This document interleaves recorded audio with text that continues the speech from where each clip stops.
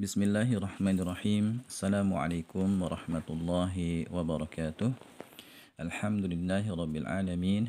Wassalatu wassalamu ala ashrafil anbiya'i wal mursalin wa ala alihi wa ashabihi ajma'in. Amma ba'du ikhwani wa akhwati fillah rahimani wa rahimakumullah. Insyaallah taala pada kesempatan kali ini kita akan lanjutkan kembali membahas buku penjelasan mudah kitab Al-Ajurumiyah.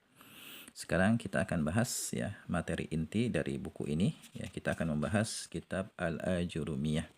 Kita mulai membahas bagian 1 tentang kalam dan penyusunnya. Bagian 1 bab 1 ya tentang kalam. Di sini dikatakan Ibnu Ajjurum rahimahullahu taala berkata, Bismillahirrahmanirrahim. Dengan nama Allah yang Maha Pengasih lagi Maha Penyayang. Ya, jadi beliau memulai kitabnya ini dengan mengucapkan basmalah ya, Bismillahirrahmanirrahim. Dan ini termasuk sunnah ya, kita disunahkan untuk mengucapkan lafaz basmalah atau ucapan Bismillahirrahmanirrahim ketika hendak melakukan amal-amal kebaikan. Ya, dan diharapkan dengan kita mengucapkan basmalah di awal kita melakukan kebaikan ya, Allah Subhanahu wa taala akan membantu kita dalam melakukan apa yang hendak kita kerjakan, dan juga diharapkan Allah Subhanahu wa taala akan memberikan keberkahan ya. Keberkahan itu maksudnya adalah kebaikan yang banyak dan terus bertambah ya pada amalan yang hendak kita kerjakan. Ya, termasuk di antaranya ketika kita hendak menulis kitab misalnya. Ya, membuat sebuah karya, yang menulis sebuah risalah, menulis sebuah kitab, ya disunahkan kita memulainya dengan mengucapkan Bismillahirrahmanirrahim. Ya, nanti kita berharap ya apa yang kita tulis itu nanti berkah ya untuk kita, untuk orang lain juga. Ya, kemudian ya beliau mengatakan al-kalamu, kalam huwa dia adalah al-lafzu, lafaz. Ya, lafaz itu artinya ucapan. Al-murakkabu, murakkab itu artinya yang tersusun. Al-mufidu, ya mufid artinya memberi faidah. Kemudian bil wad'i, dengan menggunakan bahasa Arab. Ya, kita lihat penjelasannya. Kalam maksudnya adalah kalimat sempurna. Ya, atau istilah lainnya adalah al-jumlatul mufidatu, jumlah mufidah. Ya, kalau antum pernah belajar bahasa Arab menggunakan kitab Al-Muyassar fi Ilmi Nahwi ya, karya Al-Ustadz Aceng Zakaria rahimahullah taala, orang Indonesia beliau. Ya, beliau menggunakan istilah jumlah mufidah. Ya.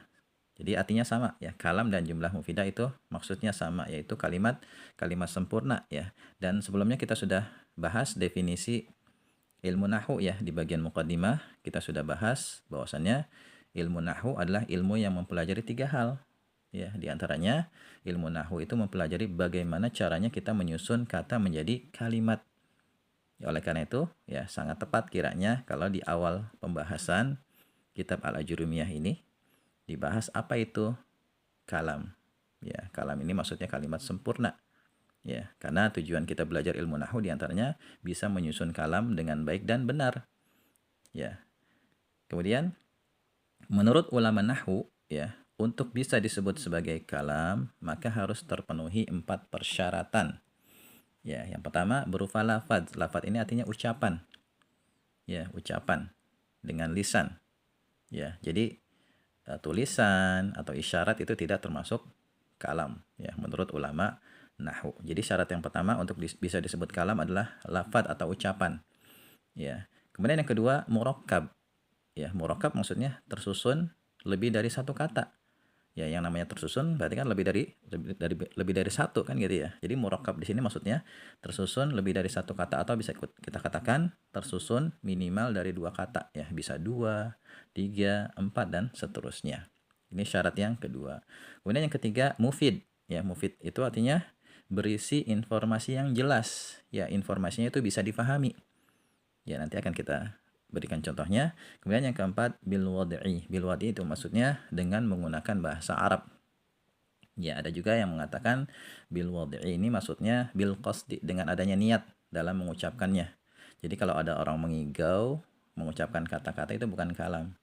Atau ada orang mabok gitu kan, mengucapkan kata-kata itu tidak termasuk kalam gitu. Di antara pengertian bil wad'i menurut ulama. Tapi di sini kita gunakan pengertian bil wad'i adalah menggunakan bahasa Arab. Contoh misalnya ya, contoh kalam al masjidu kabirun, masjid itu besar. Ya, ketika saya mengucapkan al masjidu kabirun, pertama dia berupa lafadz kan. Kemudian yang kedua murakkab. Ini kan tersusun dari dua kata, ya al masjidu dan kabirun.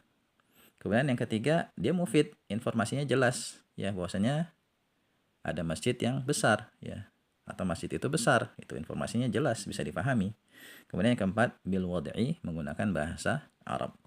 Contoh lain lagi misalnya zahaba, telah pergi, zaidun, si Zaid, ilal masjidi, ke masjid. Ya, ini juga disebut kalam ya, karena terpenuhi 4 persyaratan yang sudah disebutkan di atas ya. Jadi kedua kalimat di atas disebut kalam ya, bisa disebut sebagai kalam karena terpenuhi 4 persyaratan kalam. Kemudian di sini ya, perhatikan ada dua kalimat atau dua rangkaian kata yang saya berikan. Pertama ya, iza jaa aliyun, iza artinya apabila, jaa telah datang, aliyun si Ali. Ya. Ini belum bisa disebut kalam. Ya, meskipun dia berupa lafadz ucapan, kemudian murakkab juga ya. Di sini kan tersusun dari 3 kata, berarti murakkab dia. Tapi dia nggak mufid. Dia nggak mufid. Jadi syarat ketiga nggak terpenuhi. Ya, informasinya nggak jelas kan. Kalau ada orang datang ke kita, tiba-tiba ngomong, iza jaa aliyun, jika Ali datang, ya kemudian dia diam gitu, nggak meneruskan ucapannya, kita kan bingung ya, maksudnya apa gitu. Jika Ali datang emang kenapa gitu. Tapi kalau kalimatnya disempurnakan menjadi iza jaa aliyun fariha hasanun, jika Ali datang, fariha gembira, hasanun si Hasan gembira. Nah, ini baru disebut sebagai kalam gitu ya. Jadi kalimat pertama belum bisa disebut kalam karena informasinya belum jelas. Ya, adapun kalimat kedua bisa disebut kalam karena terpenuhi 4 persyaratan kalam. Nah, ini penjelasan tentang kalam. Dan di sini saya berikan catatan ya, untuk bisa menyusun kalam dengan baik dan benar, kita harus belajar ilmu nahwu dan ilmu sharaf. Jadi syaratnya kalau kita ingin menyusun kalimat sempurna menggunakan bahasa Arab ya dengan baik dan benar, ada 2 ilmu yang harus kita pelajari ya. Pertama ilmu nahwu, kedua ilmu sharaf ya. Makanya saya sarankan kepada antum yang belajar ilmu nahwu ya, pelajari juga ilmu sharaf. Dan insya Allah ilmu sharaf itu jauh lebih mudah dari ilmu nahwu ya. Di tingkat pemula kalau kita belajar ilmu sharaf itu hanya menghafal pola-pola kata aja. Insya Allah jauh lebih mudah. Ya, barangkali ini ya materi yang bisa kita bahas. Supaya antum semakin paham, silakan kerjakan latihannya. Ya, di sini nanti di latihan akan saya berikan contoh kalam yang lebih banyak. Ya, jadi lewat latihan ini sekaligus saya juga ingin memberikan contoh materi yang sudah kita pelajari ya. Silakan antum kerjakan, nanti akan kita bahas pada video berikutnya. Ya, barangkali ini ya yang bisa kita bahas, semoga bisa difahami ya. Kalau ada pertanyaan silakan antum ajukan di kolom komentar. Wallahu a'lam bishawab. Subhanakallahumma bihamdika asyhadu an la ilaha illa anta astaghfiruka wa atubu ilaik. Assalamualaikum warahmatullahi wabarakatuh.